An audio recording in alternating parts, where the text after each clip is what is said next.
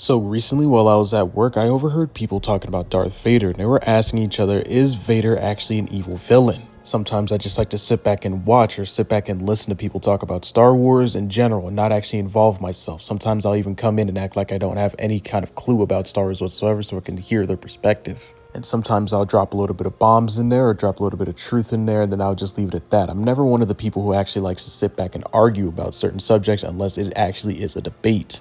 You can call it creepy if you want, but I just like to do this sometimes. It's not all the time, but obviously I just like to enjoy and listen to Star Wars. So back to the topic at hand, is Vader actually an evil villain? Well, actually, I'll have a lot of explanations for why I believe that. You can say that he is a villain and also why I think he's more so just a broken character. In order to completely understand why Vader is actually more of a broken character and not so much of a villain is that you have to look at actually his upbringing as Anakin Skywalker. Now, Anakin Skywalker, as we all know, was the chosen one, and during his time in the Jedi Temple, it was really hard for him to actually make friends, so he kind of grew up alone for the most part. By the time he had actually became a Padawan, he had visions and was plagued by visions of his mother dying, all of which actually ended up becoming true. The Tusken Raiders had captured her, and we all know what they did to her. They enslaved her once again. The Tusken Raiders did this to Shmi because they had this religious practice where they tried to convert humans over to their religion by inflicting them with great pain, and unfortunately Shmi Skywalker was one of the victims. And this is what started Anakin down that path, down that dark path where he would eventually become the broken Darth Vader that we know today. During this moment, Anakin really felt and went through every single last emotion. He really was extremely angry within himself, and he was angry at the Jedi. I would say it was probably about a 50-50 split with this one at this exact moment. He kind of blamed himself more so than he actually blamed the Jedi. He also felt held back by Obi-Wan Kenobi. Anakin knew that he was extremely powerful, so did the Jedi, but the Jedi held him back on purpose because he wasn't in control of his emotions whatsoever. From that day on, Anakin would strive to be the very best Jedi that he could possibly be. He wanted to learn every single last secret that the Force had to offer. And Anakin's feelings would only become stronger and stronger as he would get older, because at some point down the line, after he was gonna have kids with Padme, and towards the end of the Clone War, he had started to get visions of Padme dying, and that's where he really got set off the tracks. Due to the fact that Padme was pregnant, and it was also forbidden for Jedi to be married and have attachments at this time, and to be married and have girlfriends and everything along those lines, he knew if he had brought this up to the Jedi Council or brought it up to Yoda directly, that he would eventually be removed off the Jedi Order. And he would kind of bear all the emotion onto himself and not really express himself whatsoever. I mean, who could he actually express himself to? Everybody who he could tell would eventually have to out him as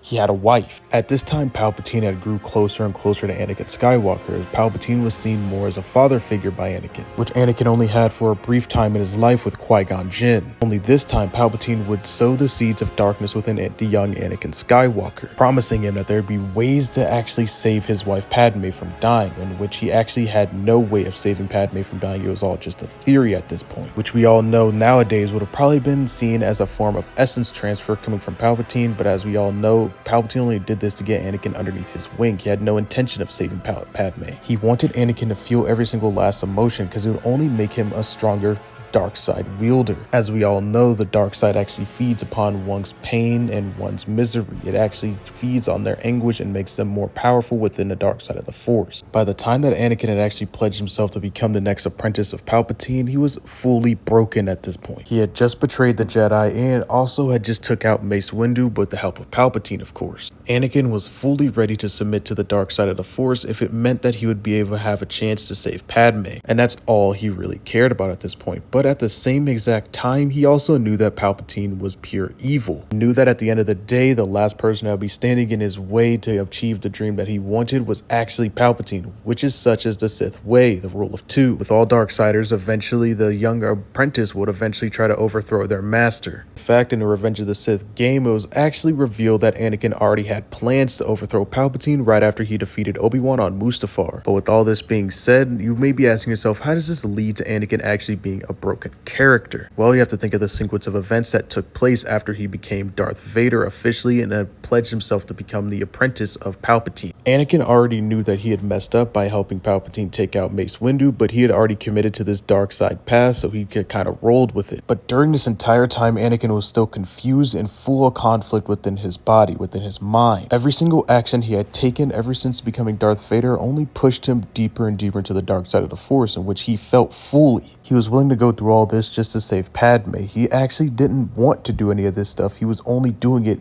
to save Padme, or which he was tricked into thinking that this would actually all save Padme. At this time, he was completely emotionally broken, and he was completely broken in the mind and in the spirit. After the events of Mustafar, Anakin Skywalker found out that he had actually lost Padme anyway. Everything that he had done, everything that he had led up to, eventually ended up to Padme dying anyway. And this is why Vader was so upset after he found out that he had actually been the one to choke out Padme, which could have potentially led to her death. And at this point, Anakin had absolutely nothing. He didn't even have himself anymore because he was now fully encased in armor 24/7. He is now Darth Vader. His wife was no more, his best friend was no more, and his father figure was the only one that he had left, which is why Vader actually continued to cling to Palpatine very strongly, and he felt as though he could not leave his only friend behind, which was technically Palpatine at this point. Palpatine had effectively changed his whole demeanor, completely shredded him of everything else that he had already known, and during this time, which is why Vader also remarked as to trying to killing off Anakin Skywalker. Vader didn't want to be known as Anakin Skywalker anymore. He didn't want to feel Anakin's emotions anymore, so that is why he said that he killed him and moved on. His only purpose being is to serve the Empire and to serve Palpatine. The only thing that would actually bring him back to the light would be little reminders of his past. Like obviously when he found out that he had kids and Luke and Leia, and obviously too when he had actually saw C-3PO on Cloud City completely destroyed. For a minute there, Vader had actually became very sentimental of what C-3PO meant to him as a kid. He actually went on to save C-3PO by telling his stormtroopers and his commander to give the droid back to Chewbacca, almost knowing that Chewbacca would actually take care of C-3PO in a way that he couldn't anymore, obviously, because he's gone down his path and become Darth Vader. Now, I can ramble on about this topic for a very long time, but in order to keep this video shorter, I'm going to go ahead and end it here. So what are your guys' thoughts about Darth Vader? Do you guys think that he's broken, or do you think he's actually just pure evil? To me personally, as I just went through this entire video, I believe that he's just a broken character, a broken young boy. And throughout the movies, and also throughout the TV shows, and also throughout all the comic books, he also showed a lot of glimpses of this humanity that's still within him. But anyway, that's all I got for this video, so let me know your guys' thoughts and opinions in the comment section down below. May the force be with you, and as always, have a great rest of your day.